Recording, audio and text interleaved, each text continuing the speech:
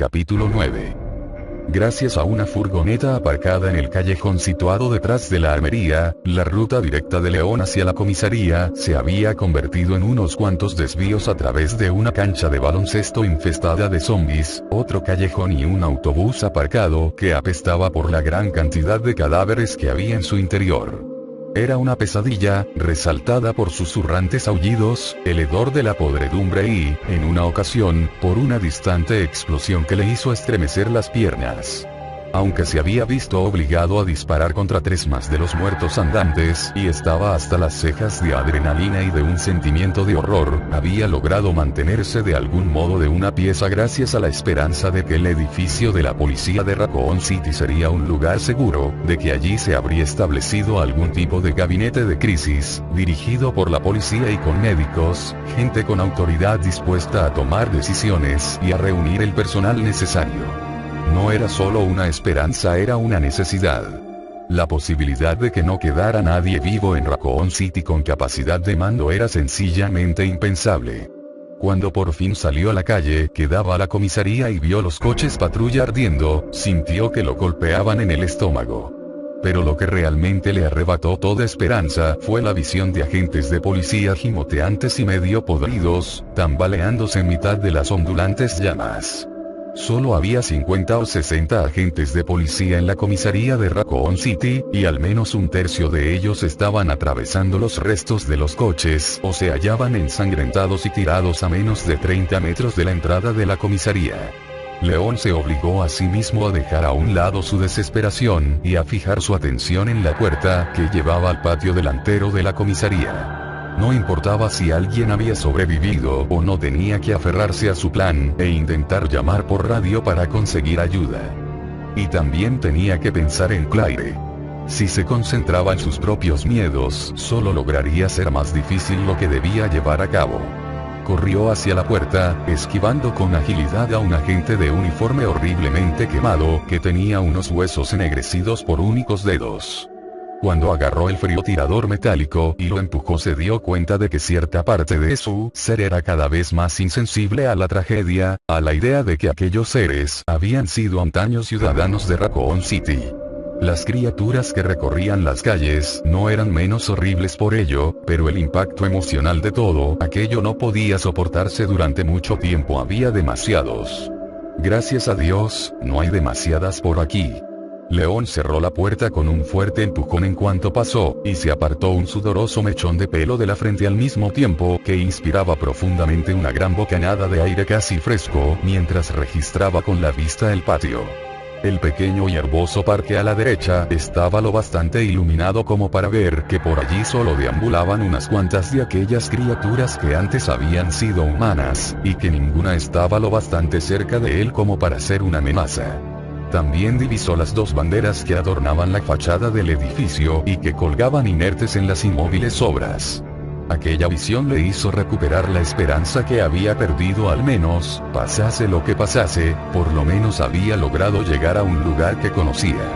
Y ese sitio tenía que ser sin duda más seguro que las calles.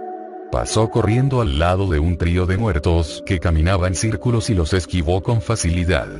Eran 2 hombres y una mujer, que habrían pasado con facilidad por seres humanos con vida si no hubiese sido por sus lamentos hambrientos y su paso trastabillante y sus movimientos descoordinados. Tenían que haber muerto hacía poco tiempo. Solo que no están muertos, porque la gente muerta no echa sangre por la boca cuando les disparas. Eso por no mencionar el hecho de dedicarse a ir dando vueltas, intentando pegarle un mordisco a las demás personas. Los muertos no andan. Y los vivos tienden a caer en redondo al suelo después de recibir varios impactos de una bala de calibre 50 y no soportan tener carne podrida pegada a los huesos. Las preguntas que todavía no había tenido tiempo de hacerse a sí mismo inundaron su mente mientras recorría al trote la distancia que lo separaba de los peldaños que lo llevarían a la entrada principal de la comisaría, unas preguntas para las que no tenía respuesta. Pero que pronto descubriría, sin duda alguna. Estaba seguro de ello. La puerta no estaba cerrada por dentro, pero León no se sorprendió por ello. Con todo lo que había pasado desde el momento que había llegado a la ciudad, supuso que lo mejor era procurar no sorprenderse en absoluto y mantener sus esperanzas al nivel más bajo posible. La abrió y entró, con la Magnum por delante y con el dedo en el gatillo. Vacío. No había signo alguno de vida en la enorme sala de entrada del edificio de la policía de Raccoon City. Y tampoco indicio alguno del desastre que había sufrido la ciudad. León abandonó sus intentos de no sorprenderse mientras cerraba la puerta a sus espaldas y se adentraba en el interior. «Hola», dijo en voz baja, pero el eco le devolvió la palabra como un suave susurro. Todo tenía el mismo aspecto que recordaba de la última vez que había estado allí. 3 plantas de un estilo arquitectónico clásico cubiertas de roble y mármol. Una estatua de piedra de una mujer llevando un cántaro de agua en la parte inferior de la gran sala. Una rampa a cada lado que llevaban a la oficina del recepcionista. El símbolo de la policía de Raccoon City, que brillaba débilmente, como recién pulido, bajo la difusa luz de las lámparas de las paredes y que estaba en el suelo, justo delante de la estatua. Ningún cuerpo, nada de sangre. Ni siquiera un casquillo de bala. Si aquí se ha producido un ataque, ¿dónde demonios están las pruebas?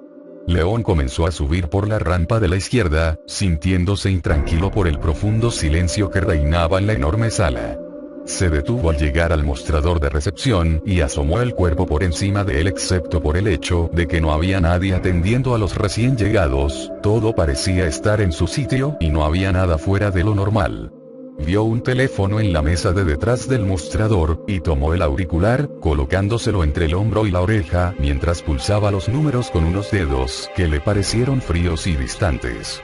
Ni siquiera oyó el tono habitual, solo los latidos de su propio corazón, martilleando con fuerza. Dejó el auricular de nuevo en su sitio y se giró para no perder de vista la amplia sala mientras decidía hacia dónde dirigirse en primer lugar. Por mucho que deseara encontrar a Claire, antes también quería, y de forma desesperada, unirse a otros policías. Había recibido la copia de un memorándum de la policía de Raccoon City en el que se informaba de la reubicación de numerosos departamentos, pero la verdad es que aquello no tenía mucha importancia. Si quedaban policías en el interior del edificio, no estarían precisamente preocupados por mantenerse cerca de las mesas de sus despachos. Vio 3 puertas que salían de la gran sala de entrada y que llevaban a diferentes partes de la comisaría, 2 en la parte oeste y una en la parte este.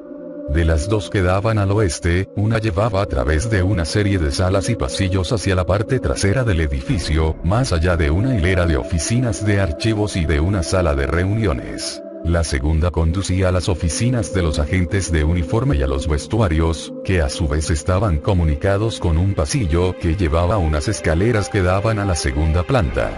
La puerta que daba al este, bueno, de hecho, toda la parte este del edificio estaba dedicada a los despachos de los detectives, oficinas, cuartos de interrogatorios, una sala de prensa. También había un acceso a la planta sótano y otra escalera que llevaba al exterior del edificio.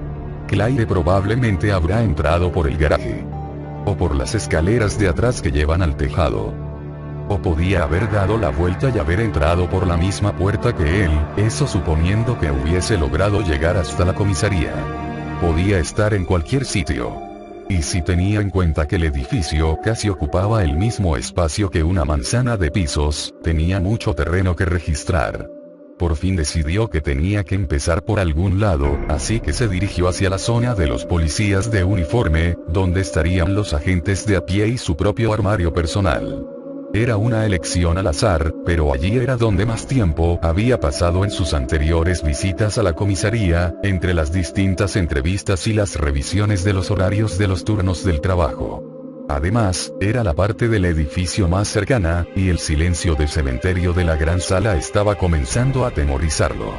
La puerta no estaba cerrada con llave, y León la abrió con lentitud, conteniendo la respiración con la esperanza de que la habitación estuviese tan tranquila y despejada como la sala de entrada. Pero lo que vio fue la confirmación de sus primeros y peores temores. Las criaturas habían pasado por allí, y se habían cebado con ganas.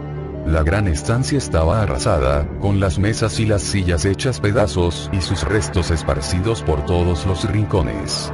Las paredes estaban decoradas con largas chorreones de sangre seca, como grandes brochazos, y también había grandes manchas rojas y señales de arrastre con la misma sustancia en el suelo, que llevaban hasta... ¡Oh, leches! El policía estaba sentado con la espalda apoyada sobre los armarios personales situados a la izquierda, con las piernas abiertas y separadas de par en par, y medio tapadas por una mesa derribada y rota. Al oír la voz de León, levantó débilmente una pistola, empuñada por una mano temblorosa, y apuntó con ella hacia donde se encontraba León. Pero la bajó inmediatamente, como si el esfuerzo lo hubiera dejado exhausto. Su vientre estaba cubierto por completo con sangre fresca, y sus rasgos oscuros estaban retorcidos por el dolor. León se acercó en 2 zancadas, se agachó a su lado inmediatamente y le tocó con suavidad en el hombro. No podía ver la herida, pero por la cantidad de sangre que había estaba claro que era muy grave. ¿Quién eres?, le preguntó el policía con un susurro. El tono suave y casi somnoliento de su voz atemorizó a León tanto como la herida todavía sangrante y la mirada vidriosa de sus ojos. El hombre estaba perdiendo la vida con rapidez. Nunca habían sido formalmente presentados, pero León ya le había visto con anterioridad. Le habían hablado del joven policía negro como de un tipo muy inteligente que se estaba haciendo acreedor con mucha rapidez del ascenso a detective. Marvin Branagh. Soy Kennedy. ¿Qué ha pasado?, le preguntó sin bajar la mano del hombro de Branagh. La piel del agente desprendía un calor enfermizo a través de la camisa hecha jirones. Hace unos 2 meses, dijo Branagh con un hilo de voz, los asesinatos caníbales. Los Stars descubrieron zombies en la mansión del bosque. Tosió débilmente, y León pudo ver una pequeña burbuja de sangre formarse en una de las comisuras de sus labios. León pensó en decirle que se tranquilizara y que descansara, pero la mirada fija y perdida de Branagh lo hizo desistir. Era evidente que el policía estaba decidido a contarle lo que había ocurrido, le costase lo que le costase. Chris y los demás descubrieron que Umbrella estaba detrás de todo el asunto. Arriesgaron sus vidas por nosotros y nadie les creyó. Y luego ocurrió esto. Chris Redfield, el hermano de Claire. León no había relacionado aquellos hechos, aunque sabía algo de los problemas que habían tenido los Stars en la ciudad. Solo conocía algunos retazos del asunto: la suspensión de empleo y sueldo de los miembros de la escuadra de rescate y tácticas especiales, después de que se los acusara de negligencia durante la investigación de los casos de asesinatos, había sido la razón de la contratación de más policías para la comisaría de Raccoon City, entre ellos, él. Incluso había leído los nombres de los famosos miembros de los Stars en uno de los periódicos locales, junto a unos historiales de su carrera realmente impresionantes. Y Umbrella es la que en realidad dirige esta ciudad. Se ha producido algún tipo de escape químico, algo que intentaron ocultar echándole la culpa a los de Stars y librándose así de ellos.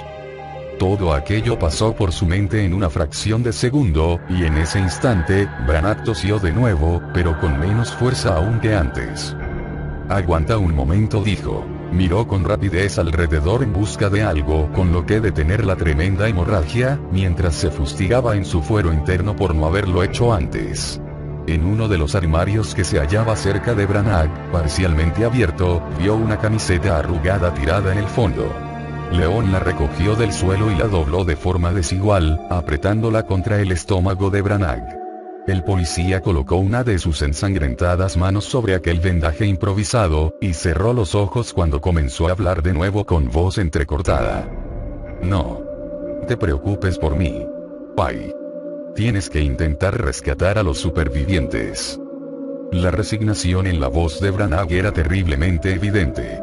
León meneó la cabeza, incapaz de aceptar la realidad, deseoso de hacer algo para aliviar el dolor de Branagh, pero el policía herido se estaba muriendo y no había nadie a quien pedirle ayuda. No es justo. Esto no es justo. Vete, pidió Branagh con un susurro y con los ojos todavía cerrados. Branagh tenía razón, León no podía hacer otra cosa, pero no se movió, no pudo moverse durante unos momentos. Hasta que Branagh alzó de nuevo su arma, apuntándolo con un repentino arranque de energía que le proporcionó a su voz un tono de mando. Vete de una vez.